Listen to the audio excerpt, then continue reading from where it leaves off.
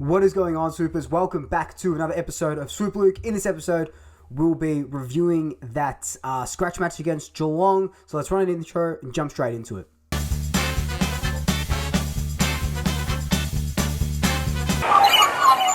Just before we do jump straight into it, of course, follow me on all my social media accounts. There should be popping up down below. If you are a new Swooper, welcome. Thank you so much for joining me. Be sure to hit that subscribe button, hit that notification bell if you like what I'm putting out. If you are a returning Swooper, welcome back. Thank you so much for rejoining me. I've noticed we just hit over 1,400 subscribers, so that's absolutely nuts to me. Look, if we hit 1,500, I'll do a bit of a giveaway as well, which would be pretty cool. But anyway, let's jump into this review.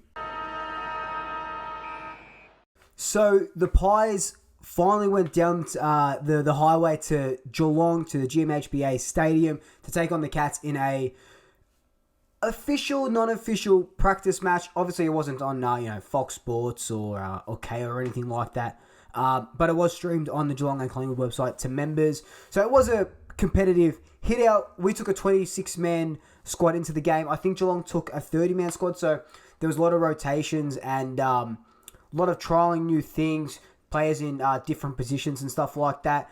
The two sort of new faces that we took into this game were Ollie Henry and Trent Bianco. So we were seeing what Trent was going to do in the midfield and off that halfback sort of place. And Ollie Henry, of course, up forward, pushing a little bit deeper into the ground as well, who could be a round one debut chance. So because it was a non-official sort of hit out, yes, they kept score, but like an under-9s game, it didn't really matter ultimately who won and who lost. At least we didn't get smashed by St Kilda like the Kangaroos did by like over 90 points. That's when you start worrying. But we only went down by 2 points. Should we have gone down by 2 points? No. Was there a timekeeping error? Yes. A little bit crazy, but it was 25-minute quarters. It went on for a little bit over 25 minutes, but it wouldn't be a Collingwood video, and I wouldn't be Swoop Luke if I wasn't complaining about something. But other than that, the first quarter, it was like we had just carried on our semi-final form, and Geelong just came out firing, kicked a goal in the first minute. I think Jeremy Cameron got that first goal. And we were just very stagnant, very slow, turning the ball over a lot. But then the next three quarters were a lot better. It was a lot better football, free-flowing football, faster football. We weren't up to the level that we should be, which is, of course, it's our first competitive hit out in so long. But I liked what we saw, and, going off Twitter comments and Instagram and stuff, so did you guys as well. And there were a lot of positive signs. You have to remember that we were without Jordan De Goey, Taylor Adams as well. Will Kelly is still injured. Lots of guys, Jeremy Howe was returning from injury. Pendlebury was off in that last quarter. Brody Grundy was off in that last quarter as well, I'm pretty sure. So there was a lot of bit of switching and stuff. And obviously that stuff like that's not going to happen in round one. But we really took it up to Geelong and, playing at the Geelong's home ground where we don't really play.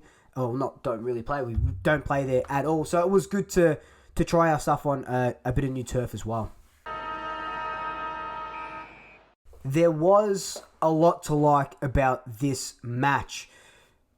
Like, where do I begin? Will Hoskin-Elliott kicked 3 goals, and he needs a big year this year. He was utilised off that half-back and up the ground last year. I honestly don't know why, because he does his best work, in the 50, but we pushed him back. He didn't have a great year by his or anyone's standards, so he has to come out firing this year. Jamie Elliott kicked 3 goals, and Jamie Elliott is a bit of a conundrum in the sense that, do you play him predominantly forward or do you play him in the midfield? We know last season he played, I don't have the stats in front of me, but let's just say, for argument's sake, 50-50 midfield and forward, especially with De Goey being in there and then being out for a few weeks because of that injury. Where would I like to see him play the most? He does his best work in the forward line, but so does Jordan De Goey. They do their best work in the forward line. I think it'll just be switching, If De Goey's in the forward line, Elliott is in the middle. If Elliott's in the forward line, De Goey's in the middle. And it's kind of that 1-2 hit because they're both dangerous. If it's kind of like, Would you want them both in the forward line at the same time? I guess you would, because they're two dangerous forwards, but they're just as dangerous in the midfield as well. And we can see what happens, touch wood, with Jamie Elliott when he has an injury-free couple of pre-seasons, injury-free season. He's the player that we always knew he could be, and he's just getting better. Another player that really stood out to me was John Noble. We know he's off the halfback of last season. Just that run and carry. Yes, his disposal efficiency wasn't too good last year. Could only get better. He was in a kind of more wing sort of role, midfield sort of role against Geelong the other day. And I love that. Him and Isaac Quaynor are some of the guys that I want to see push into the middle, because they're quick, because, they've got that penetration going forward. 50, you want to bomb those 40, 50 meter kicks to a Mason Cox or Will Kelly sitting in that goal square up that forward corridor. But the run and carry that Noble can provide off the wing is second to none. He's a quick guy. Now with Phillips gone, Chris Mayne obviously he plays on the wing as well. Noble can take his spot because Chris Mayne getting older. He has that concussion as well, which isn't too good. I think that's 3 concussions in the last 12 or so months. But Noble can slide into that wing spot. Quaynor goes onto the half back flank. You got Crispy as well. Maynard if you need be as well. So I do like the experimentation. What I don't want to see is experimenting through the season unless we need it. I brought up Will Hoskin-Elliott as an example. Jaden Stevenson as well last year. We pushed him right up the ground where, everyone wants to be a midfielder, but if you do your best work in the forward line, you stay in the forward line unless you can prove to us that you can be in the midfield. And Stevenson couldn't do that. Will Hoskin-Elliott couldn't really do that off the half-back line. So we've got to start playing players to their best positions. But in saying that, I do like the Noble on the wing situation. So let's talk about Brodie Grundy for a second. We know that he had an off season last season. He wasn't injured. It could have been the hub thing, a mentality thing, cooped up and stuff like that. And we know he's a free-flowing bird and all that sort of stuff, all that jazz. So he didn't have his best season, especially after that 7-year contract and stuff. And there's all that talk, earn your 7 years, earn your 7 years, earn your 7 years, $7 million or whatever. But yesterday, or the other day when the game was on, I know it's very, very, very early in the season. It's not even the season, very early in the year. But he dominated. He absolutely dominated the ruck, and as that sort of second rover, that midfielder that we know he can be as a ruckman, one of the best in the business. He could go to another level. Well, definitely he's going to get better than he did in 2020. He could go to that 2018, 2019 level this year, now that there probably isn't going to be any hubs. And he does want to prove, probably to himself, but to the coaches and to some extent to the fans as well, that he is a genuine star. And we know he's a genuine star, but he wants to get better from last year. Guaranteed that. A lot of the guys will. But what we saw yesterday were glimpses of that ferocity, that power, and, that amazing ability that signed him a 7-year, $7 million, or $7 million is what we're saying, that 7-year contract. And I'm absolutely here for it. All right, the pièce de la résistance. Let's talk about him. Let's talk about Ollie Henry. So I talked about him in that intra-club match, that City vs Country. He kicked a couple goals and whatnot, and that he was a smoky for round 1. He'll debut in round 1. He will debut in round 1 if this is the type of football he's going to play. He only kicked 1 goal, but his ability to get up the ground, make a contest, take a great mark. We saw that one-handed mark. It was just amazing. Absolutely amazing. He's going to be a fine player. He's only a first-year player, obviously. People on the internet are saying that he could be a Jaden Stevenson type. He's about 190-ish centimeters, so not really... Well, someone pointed it out on YouTube in one of my comments. Not really a key forward type, but he could be just a tall a tall forward, a Foley to Cox or to Kelly. We lost Stevenson. We know we lost that X factor, but Ollie could provide that. And if he debuts round 1, we're going to see a lot more of him. Yes, obviously, all first-year players need to bulk up a little bit, but just imagine what he can be. Stevenson won the Rising Star in his first year in 2018. Ollie could be that X factor that we need, something a bit different. We got him for a steal in the draft, and he's showing us in spades what he has the ability and what he can do. A couple of other Spitfire likes from the game. Jeremy Howback doesn't look like he lost a beat with that surgery, not playing since round 4 last season, I think, against the Giants when he did his knee. Taking good marks, intercept marks. We absolutely love to see it. Tyler Brown, this could be his breakout year as well. We could see the Brown brother breakout year this year. Sire, he staked his claim for a round 1. I was going to say debut, but it's not really a debut. A round 1 spot. No Treloar, no Wills. No Chris Mayne running through that midfield as well. Sire has to get down and dirty, and that's what he was doing the other day. Look, there's not many things to dislike about the game. Yes, the first quarter, slow start, very, very slow start. But it's a practice game. There's got to be mistakes made. The boys are rusty and stuff. The transition run was absolutely amazing.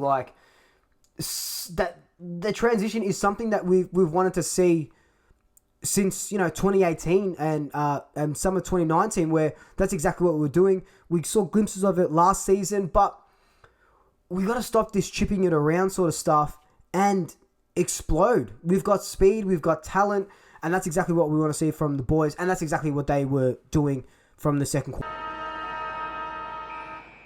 So I asked you on Instagram to leave me some questions to answer, so we're just going to go through a couple of them now. Darren Taylor asks, Henry round 1 bolter, would you rather see Henry or Kelly for round 1? That's a toughie. I would love to see Will Kelly for round 1, but I also love to see Ollie Henry for round 1. ¿Por qué no los dos? Why can't we just have both?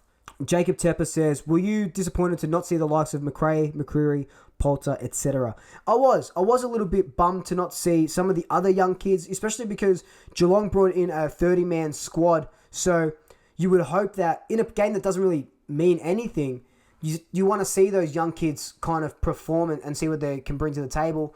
But then Hayden Skipworth at the end of the game said they're just kind of sussing, the best 22 to take into round 1 with this Geelong game and then the Richmond game. So you probably won't see Poulter and McRae and McCreary until the VFL really starts. McRae did not play because of personal reasons, but he is on the cusp of playing, so they'll ease him back into it, and he'll get a debut somewhere early this season.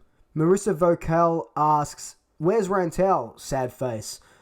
Yeah, so Rantel, the new number 1 jersey, which means that, I kind of see the numbers as if you got a low number, you're going to be playing a decent amount of football. So it wasn't an injury or anything like that. I guess he just wasn't picked, but that's someone who I would love to see debut sometime this season. We know he's quick, so we need that kind of speed, that X factor. Yeah, I'm a bit disappointed that we didn't see Rantel the other day. Nath asks, Cox, how can we win a premiership with him? Need a goal-kicking forward. So, we nearly did win a premiership with Cox in the team. He kicked a bunch of goals in that 2018 grand final. We can win a premiership with Cox in the team. He only needs to kick 30-odd, 35, 40 goals in a season, because if he's not taking marks and kicking goals, he's creating that diversion. He's taking their best defender. Sometimes they're 2 best defenders. Just knock it down into a path. Get your crumbers on it. Josh Thomas or whoever. Ollie Henry, DeGoey, whoever it may be. But we've got a great forward structure that we can find avenues to goal that isn't just Cox. So we can still win a premiership with Cox in the team. Bill Diem says, really liked our transition from back to forward, especially our delivery into the forward line. Wholeheartedly agree. Ahmed Huz 19 says, do you see Finlay and Bo playing the Tigers next week? No, I think we might go into the game with the same sort of setup. You might see, maybe not even Taylor Adams back. You may see Jordan DeGoey back next week, though. Jekko was 99 says, who do you think played the best? Out of everyone, I think Grundy was best on, followed closely by Noble and Elliott. All right, so look, I couldn't get to everyone. There's so many questions here. I couldn't get to everyone, but we'll do more of these throughout the season and stuff. I'll go live after every match. Couldn't go live yesterday because I was working. But that's a little bit of fun. I love interacting with everyone. You guys always brighten up my day. But look, it was great. It was great to see the boys back out there. You know, it seems like so long ago that we played Geelong in that semi-final, and I kind of want to forget about it. You know, the off-season debacle and the trading and stuff like that. But we're back. And we look good. We honestly do look good. It is a game that doesn't really matter. Uncompetitive, but they did put their best foot forward in those last 3 quarters. You know, forget about that first quarter because that was shocking. But look, when we do play the Tigers on Friday, that's when we will. Oh my God, that's when we really will see the barometer and where we will be going into the season. But anyway, guys, thank you so much for watching me. If you've made it to the end, thank you so much. I appreciate you. Don't forget to like, comment, subscribe, tell your family, tell your friends, tell your pets. And until next time, double shackers. I'll swoop you later. Ooh la la.